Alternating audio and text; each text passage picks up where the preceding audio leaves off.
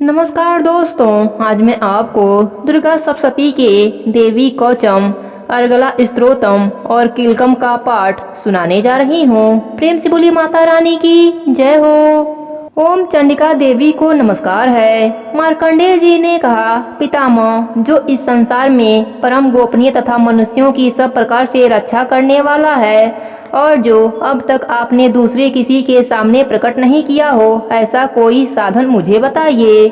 ब्रह्मा जी बोले, ब्राह्मण, ऐसा साधन तो एक देवी का कवच ही है, जो गोपनीय से भी परम गोपनीय, पवित्र तथा संपूर्ण प्राणियों का उपकार करने वाला है। महामुने, उसे श्रवण करो। देवी की 9 मूर्तियां हैं, जिन्हें 9 दुर्गा कहते हैं। उनके पृथक पृथक नाम बतलाते हैं। प्रथम नाम शैलपुत्री है, दूसरा मूर्ति का नाम ब्रह्मचारी है, तीसरा स्वरूप चंद्रघंटा के नाम से प्रसिद्ध है, चौथी मूर्ति को कुष्मांडा कहते हैं, पांचवी दुर्गा का नाम स्कंद माता है, देवी के छठवें रूप को कात्यायनी कहते हैं, सातवां कालरात्रि और 8वां स्वरूप महागौरी के नाम से प्रसिद्ध है। नवी दुर्गा का नाम सिद्धिदात्री है। यह सब नाम सर्वज्ञ महात्मा वेद भागवत के द्वारा ही प्रतिपादित हुए हैं। जो मनुष्य अग्नि में जल रहा हो, रणभूमि में शत्रुओं से घिर गया हो, विषम संकट में फंस गया हो तथा इस प्रकार भय से आतुर होकर जो भगवती दुर्गा के शरण में हो, उसका कभी कोई अमंगल नहीं हो सकता। युद्ध के समय संकट में पड़ने पर भी उसके ऊपर कोई विपत्ति दिखाई नहीं देती। उन्हें शोक, दुख और भय की प्राप्ति नहीं होती। जिन्होंने भक्ति पूर्वक देवी का स्मरण किया है, उनका निश्चय ही अभ्युदय होता है। देवेश्वरी, जो तुम्हारा चिंतन करते हैं, उनकी तुम निसंदेह रक्षा करती हो। चामुंडा देवी प्रेत पर आरूढ़ होती हैं, वाराही भैंसे पर सवारी करती हैं, ऐन्द्री का वाहन ऐरावत हाथी है, वैष्णवी देवी गरुड़ पर ही आसन जमाती हैं, महेश्वरी वृषभ पर आरूढ़ होती हैं, कौमारी का वाहन मयूर है। भगवान विष्णु की प्रियतमा लक्ष्मी देवी कमल के आसन पर विराजमान है और हाथों में कमल धारण किए हुए हैं। वृषभ पर आरूढ़ ईश्वरी देवी ने श्वेत रूप धारण कर रखा है। वृषभ पर आरूढ़ ईश्वरी देवी ने श्वेत रूप धारण कर रखा है। ब्राह्मी देवी हंस पर बैठी हुई हैं और सब प्रकार के आभूषणों से विभूषित हैं। इस प्रकार यह सभी माताएं सब प्रकार की योग शक्तियों से संपन्न हैं। इसके सिवा और भी बहुत सी देवियां हैं, जो अनेक प्रकार के आभूषणों की शोभा से युक्त तथा नाना प्रकार के रत्नों से सुशोभित हैं। यह संपूर्ण देवियां क्रोध में भरी हुई हैं और भक्तों की रक्षा के लिए रथ पर बैठी दिखाई देती हैं। यह शंख, चक्र, गदा, शक्ति, हल और मूसल, खेटक और तोमर, परशु तथा पास, कुंती और त्रिशूल एवं उत्तम शंख, धनुष आदि अस्त्र शस्त्र अपने हाथों में धारण करती हैं। दैत्यों के शरीर का नाश करना, भक्तों को अभय प्रदान देना और देवताओं का कल्याण करना, यही उनके शस्त्र धारण करने का उद्देश्य है। महान रौद्र रूप, अत्यंत घोर प्रकर में महान बल और महान उत्साह वाली देवी, तुम महान भय का नाश करने वाली हो। तुम्हें नमस्कार है। तुम्हारी ओर देखना भी कठिन है। शत्रुओं का भय बढ़ाने वाली जगदम्बे, मेरी रक्षा करो।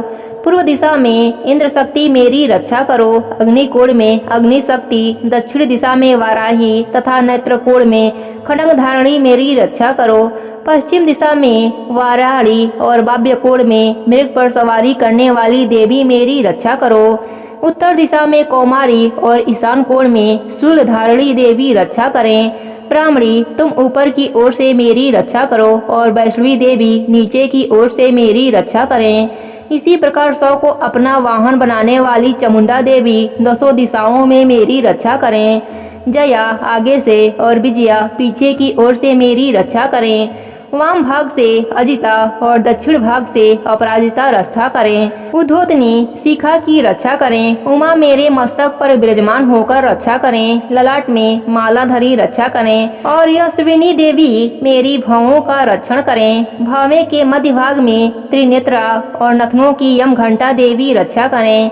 दोनों नेत्रों के मध्य भाग में शंखनी और कानों में द्वारवासिनी रक्षा करें। कालिका देवी कपोलों की और भगवती शंकरी कानों के मूल भाग की रक्षा करें। नासिका में सुगंधा और ऊपर के ओठ में चर्चिता देवी रक्षा करें। नीचे के ओठ में अमृत कला तथा जीवा में सरस्वती देवी रक्षा करें। कौमारी दांतों की और चंडिका कंठ प्रदेश की रक्षा करें। चंद्रघंटा गले की, घंटी की और महामाया तालु में रहकर रक्षा करें।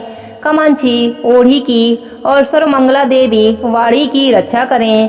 भद्रकाली ग्रीवा में और धनुधर्री मेरुदंड में रहकर रक्षा करें। कंठ के बाहरी भाग में नीलग्रीवा और कंठ की नली में नलकुबरी रक्षा करें। दोनों कंधों में खंडगनी और मेरी दोनों भुजाओं की वज्रधारणी रक्षा करें। दोनों हाथों में दंडनी और अंगुलियों में अंबिका रक्षा करें। सुलेश्वरी नखों की रक्षा करें। कुलेश्वरी पेट में रहकर रक्षा करें। महादेवी दोनों स्तनों की और शोक विनाशिनी देवी मन की रक्षा करें। ललिता देवी हृदय में और शूलधारणी उदर में रहकर रक्षा करें। नाभि में कामनी और गुह भाग की गुहेश्वरी रक्षा करें। पूतना और कामिका लिंग की और महिषवाहिनी गुदा की रक्षा करें। भगवती कटिवाग में और बिंदवासिनी घुटनों की रक्षा करें। संपूर्ण कामनाओं को देने वाली महाबला देवी दोनों पिंडलियों की रक्षा करें। नरसिंही दोनों घुटनियों की और तेजस्विनी देवी दोनों चरणों के पृष्ठभाग की रक्षा करें। श्री देवी पैरों की अंगुलियों में और तलवासिनी पैरों के तलुओं में रहकर रक्षा करें। अपनी ढाढ़ों के कारण भयंकर दिखाई देने वाली दष्टा कराली देवी नखों की और ऊर्ध्वकेशनी देवी केशों की रक्षा करें। रोमावलियों में छिद्रों में कौबेरी और त्वचा की वागीश्वरी देवी रक्षा करें। पार्वती देवी रक्त, मज्जा, वसा, मांस, हड्डी और मेद की रक्षा करें। आंतों की कालरात्रि और पित्त की मुकेश्वरी रक्षा करें।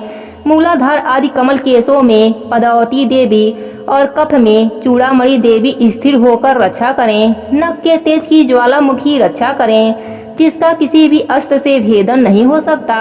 वह अभेदा देवी शरीर की समस्त संधियों में रहकर रक्षा करें। ब्राह्मणी आप मेरे वीर की रक्षा करें। सतेश्वरी छाया की तथा धर्मधारिणी देवी मेरे अहंकार, मन और बुद्धि की रक्षा करें। हाथ में वज्र धारण करने वाली वज्रहस्ता देवी मेरे प्राण, अपान, वान, उदान और समान वायु की रक्षा करें। कल्याण से शोभित होने वाली भगवती कल्याण शोभना मेरे प्राणों की रक्षा करें। रस, रूप, गंध, शब्द और स्पर्श इन विषयों का अनुभव करते समय योगिनी देवी रक्षा करें तथा सत्वगुण, रजोगुण और तमोगुण की रक्षा सदा नारायणी देवी करें। वाराही आयु की रक्षा करें। वैश्वी धर्म की रक्षा करें तथा चक्र धारण करने वाली देवी यश, कीर्ति, लक्ष्मी, धन तथा विद्या की रक्षा करें। इंद्राणी आप मेरे गोत्र की रक्षा करें। चंडिके तुम मेरे पशुओं की रक्षा करो। महालक्ष्मी पुत्र की रक्षा करें और भैरवी पत्नी की रक्षा करें। मेरे पथक सुप्ता तथा मार्ग की क्षेमकरी रक्षा करें। राजा के दरबार में महालक्ष्मी रक्षा करें तथा सब और व्याप्त रहने वाली विजया देवी संपूर्ण भैरों से मेरी रक्षा करें। देवी जो स्थान कवच में नहीं कहा गया है अतएव रक्षा से रहित है, वह सब तुम्हारे द्वारा सुरक्षित हो, क्योंकि तुम विजयशालिनी और पाप नाशनी हो। यदि अपने शरीर का भला चाहे तो मनुष्य बिना कवच के कहीं एक पग भी न जाए, कवच का पाठ करके ही यात्रा करे। कवच के द्वारा सब ओर से सुरक्षित मनुष्य जहाँ जहाँ भी जाता है वहाँ वहाँ उसे धन लाभ होता है तथा संपूर्ण कामनाओं की सिद्धि करने वाली विजय की प्राप्ति होती है। वह जिस जिस वस्तु का चिंतन करता है उसको निश्चय ही प्राप्त कर लेता है। वह पुरुष इस पृथ्वी पर तुलना रहित महान ऐश्वर्य की भागी होता है। कवच से सुरक्षित मनुष्य निर्भय हो जाता है। युद्ध में उसकी पराजय नहीं होती तथा वह तीनों लोकों में पूजनीय हो जाता है। देवी का यह कवच देवताओं के लिए भी दुर्लभ है। जो प्रतिदिन नियम पूर्वक तीनों संध्याओं के समय श्रद्धा के साथ इसका पाठ करता है उसे देवी कला प्राप्त होती है तथा वह तीनों लोकों में कहीं भी पराजित नहीं होता। इतना ही नहीं, वह अपमृत्यु से रहित हो वर्षों तक जीवित रहता है। मकड़ी, चेचक और कोढ़ आदि उसकी संपूर्ण व्याधियां नष्ट हो जाती हैं। सांप और बिच्छू आदि के काटने से चढ़ा हुआ विष तथा आइफेन और तेल के संयोग आदि से बनने वाला कृत्रिम विष, यह सभी प्रकार के विष दूर हो जाते हैं, उनका कोई असर नहीं होता। इस पृथ्वी पर मारण, मोहक आदि जितने अभिचारिक प्रयोग होते हैं तथा इन प्रकार के जितने यंत्र मंत्र होते हैं वे सब इस कवच को हृदय में धारण कर लेने पर उस मनुष्य को देखते ही नष्ट हो जाते हैं। ये ही नहीं, पृथ्वी पर विचरने वाले ग्राम देवता, आकाशचारी देव विशेष, जल के संबंध में प्रकट होने वाले गण, उपदेश मात्र से सिद्ध होने वाले निम्न कोटि के देवता, अपने जन्म के साथ प्रकट होने वाले देवता, कुल देवता, कंठमाला आदि, डाकनी शाकनी, अंतरिक्ष में विचरने वाली अत्यंत बलवली भयानक डाकनी, ग्रह, भूत, पिशाच, यक्ष, गंधर्व, राक्षस, ब्रह्म राक्षस, बेताल, कुष्मांडा और भैरव आदि अनिष्टकारक देवता भी हृदय में कवच धारण किए रहने पर उस मनुष्य को देखते ही भाग जाते हैं। कवचधारी पुरुष को राजा से सम्मान वृद्धि प्राप्त होती है। यह कवच मनुष्य के तेज की वृद्धि करने वाला उत्तम पाठ है। कवच का पाठ करने वाला पुरुष अपनी कीर्ति से विभूषित भूतल पर अपने सुवश के साथ साथ वृद्धि को प्राप्त होता है। जो पहले कवच का पाठ करके उसके बाद सप्तशती चंडी का पाठ करता है, उसकी जब तक वन, पर्वत और कानसों सहित यह पृथ्वी टिकी रहती है, तब तक यहाँ पुत्र, पौत्र आदि संतान परंपरा बनी रहती है। फिर देह का अंत होने पर वह पुरुष भगवती महामाया के प्रसाद से उस नित्य परम पद को प्राप्त हो जाता है, जो देवताओं के लिए भी दुर्लभ है। वह सुंदर दिव्य रूप धारण करता और कल्याणमय शिव के साथ आनंद का भागी होता है। यहीं पर देवी कवच का पाठ समाप्त होता है। प्रेम से बोलिए माता रानी की जय हो। अब सुनते हैं अर्गला स्तोत्र। ओम चंडिका देवी को नमस्कार है। मार्कंडेय जी कहते हैं, जयंती, मंगला, काली, भद्रकाली, कपासनी, दुर्गा, क्षमा, शिवा, धात्री, सोहा और स्वधा इन नामों से प्रसिद्ध जगदम्बे तुम्हें मेरा नमस्कार हो। देवी चामुंडे तुम्हारी जय हो। संपूर्ण प्राणियों की पीड़ा हरने वाली देवी तुम्हारी जय हो। सब में व्याप्त रहने वाली देवी तुम्हारी जय हो। कालरात्रि तुम्हें नमस्कार हो। मधु और कैटभ को मारने वाली तथा ब्रह्मा जी को वरदान देने वाली देवी तुम्हें नमस्कार है। तुम मुझे रूप आत्मस्वरूप का ज्ञान दो। जय मोह पर विजय दो। यश मोह विजय तथा ज्ञान प्राप्ति रूप यश दो और काम क्रोध आदि शत्रुओं का नाश करो। महिषासुर का नाश करने वाली तथा भक्तों को सुख देने वाली देवी तुम्हें नमस्कार है। तुम रूप दो, यश दो, जय दो और काम क्रोध आदि शत्रुओं का नाश करो। सुम और निशुम तथा ध्रुमलोचन का मर्दन करने वाली देवी तुम रूप दो, जय दो, यश दो और काम क्रोध आदि शत्रुओं का नाश करो। सबके द्वारा बंधित युगल चरणों वाली तथा संपूर्ण सौभाग्य प्रदान करने वाली देवी तुम रूप दो, जय दो, यश दो और काम क्रोध आदि शत्रुओं का नाश करो। देवी तुम्हारे रूप और चरित्र अचित्य है। तुम समस्त शत्रुओं का नाश करने वाली हो। रूप दो, जय दो, यश दो और काम क्रोध आदि शत्रुओं का नाश करो। पाप को दूर करने वाली चंडिके, जो भक्ति पूर्वक तुम्हारे चरणों में सर्वदा मस्तक झुकाते हैं, उन्हें रूप दो, यश दो, जय दो और उनके काम क्रोध आदि शत्रुओं का नाश करो। रोगों का नाश करने वाली चंडिके, जो भक्ति पूर्वक तुम्हारी स्तुति करते हैं, उन्हें रूप दो, जय दो, यश दो और उनके काम क्रोध आदि शत्रुओं का नाश करो। चंडिके, इस संसार में जो भक्ति पूर्वक तुम्हारी पूजा करते हैं, उन्हें रूप दो, यश दो, जय दो और उनके काम क्रोध आदि शत्रुओं का नाश करो। मुझे सौभाग्य और आरोग्य दो, परम सुख दो, रूप दो, जय दो, यश दो और मेरे काम क्रोध आदि शत्रुओं का नाश करो। जो मुझसे द्वेष रखते हो उनका नाश और मेरे बल की वृद्धि करो। रूप दो, जय दो, यश दो और मेरे काम क्रोध आदि शत्रुओं का नाश करो। देवी मेरा कल्याण करो। मुझे उत्तम संपत्ति प्रदान करो। रूप दो, जय दो, यश दो और मेरे काम क्रोध आदि शत्रुओं का नाश करो। देवी मेरा कल्याण करो। मुझे उत्तम संपत्ति प्रदान करो। रूप दो, जय दो, यश दो और काम क्रोध आदि शत्रुओं का नाश करो। अंबिके, देवता और असुर दोनों ही अपने माथे के मुकुट की मणियों को तुम्हारे चरणों पर घिसते रहते हैं। तुम रूप दो, जय दो, यश दो और काम क्रोध आदि शत्रुओं का नाश करो। तुम अपने भक्त जनों को विद्वान, यशस्वी और लक्ष्मीवान बनाओ तथा रूप दो, यश दो, जय दो और उनके काम क्रोध आदि शत्रुओं का नाश करो। प्रचंड दैत्य के दर्प का दलन करने वाली चंडिके, मुझ शरणागत को रूप दो, यश दो, जय दो और मेरे काम क्रोध आदि शत्रुओं का नाश करो। चतुर्मुख ब्रह्मा जी के द्वारा प्रशंसित चार भुजाधारी परमेश्वरी तुम रूप दो, यश दो, जय दो और काम क्रोध आदि शत्रुओं का नाश करो। देवी अंबिके भगवान विष्णु नित्य निरंतर भक्ति पूर्वक तुम्हारी स्तुति करते रहते हैं। तुम रूप दो, यश दो, जय दो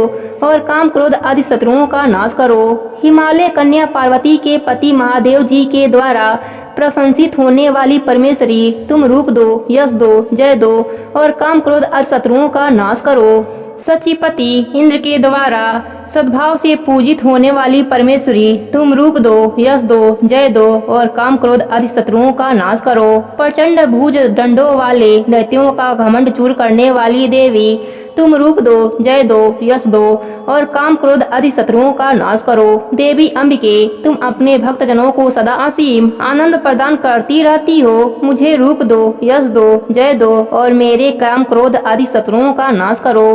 मन की इच्छा के अनुसार चलने वाली मनोहर पत्नी प्रदान करो, जो दुर्गम संसार सागर से तारने वाली तथा उत्तम कुल में उत्पन्न हुई हो। जो मनुष्य इस स्तोत्र का पाठ करके सप्तशती रूपी महास्तोत्र का पाठ करता है, वह सप्तशती की जप संख्या से मिलने वाले श्रेष्ठ फल को प्राप्त होता है। साथ ही वह प्रचुर संपत्ति भी प्राप्त कर लेता है। प्रेम से बोलिए माता रानी की जय हो। अब सुनते हैं किलकम का पाठ।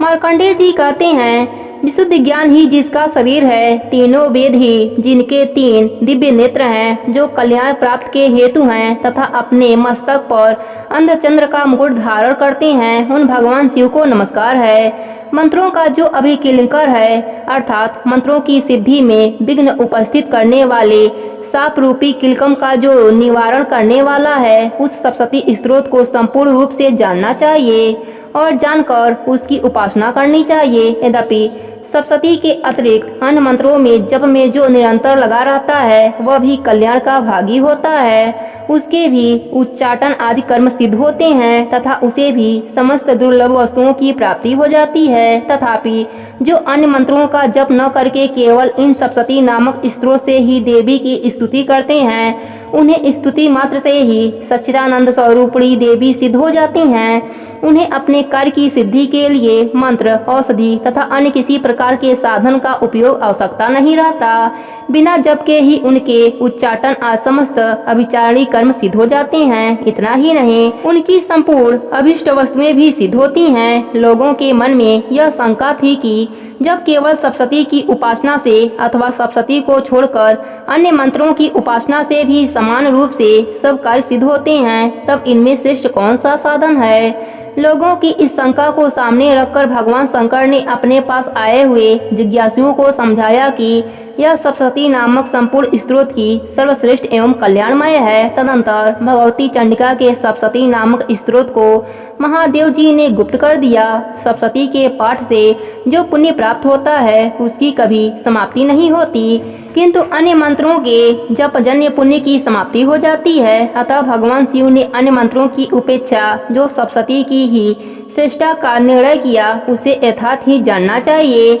अन्य मंत्रों का जप करने वाला पुरुष भी यदि सप्तशती के स्तोत्र और जप का अनुष्ठान कर ले, तो वह भी पूर्ण रूप से कल्याण का भागी होता है। इसमें तनिक भी संदेह नहीं है। जो साधक कृष्ण पक्ष की चतुर्दशी अथवा अष्टमी को एकाग्रचित होकर भगवती की सेवा में अपना सर्वस्व समर्पित कर देता है और फिर उसे प्रसाद रूप से ग्रहण करता है और उसी पर भगवती प्रसन्न होती हैं, अन्यथा उनकी प्रशंसा नहीं प्राप्त होती। इस प्रकार सिद्धि के प्रतिबंधक रूप किलक के द्वारा महादेव जी ने इस स्तोत्र को किलिक कर रखा है। जो पूर्वोक्त रीति से निष्कलन करके इस सप्तशती स्तोत्र का प्रतिदिन स्पष्ट उच्चारण स्वरूप पाठ करता है, वह मनुष्य सिद्ध हो जाता है। वही देवी का पार्षद होता है और वही गंधर्व भी होता है। सर्वत्र विचरते रहने पर भी इस संसार में उसे कभी भी भय नहीं होता। वह अपमृत्यु के बस में नहीं पड़ता तथा देह त्यागने के अनंतर मोक्ष प्राप्त कर लेता है। अतः किलंकर को जानकर उसका परिहास करके ही सप्तशती का पाठ आरंभ करे। जो ऐसा नहीं करता, उसका नाश हो जाता है। इसलिए किलक और निष्कलंक का ज्ञान प्राप्त करने पर ही यह स्तोत्र निर्दोष होता है और विद्वान पुरुष इस निर्दोष स्तोत्र का ही पाठ करना आरंभ करते हैं। स्त्रियों में जो कुछ भी सौभाग्य आदि दृष्टिगोचर होता है, वह सब देवी के प्रसाद का ही फल है। अतः इस कल्याणमय स्तोत्र का सदा जप करना चाहिए। इस स्तोत्र का मंद स्वर में पाठ करने पर स्वकल्प फल की प्राप्ति होती है और उच्च स्वर से पाठ करने पर पूर्ण फल की सिद्धि होती है। अतः उच्च स्वर से ही इसका पाठ आरंभ करना चाहिए, जिसके प्रसाद से ऐश्वर्य, सौभाग्य, आरोग्य, संपत्ति, शत्रुनाश तथा परम मोक्ष की भी सिद्धि होती है। उन कल्याणमयी जगदम्बा की स्तुति मनुष्य क्यों नहीं करते। प्रेम से बोलिए माता रानी की जय हो।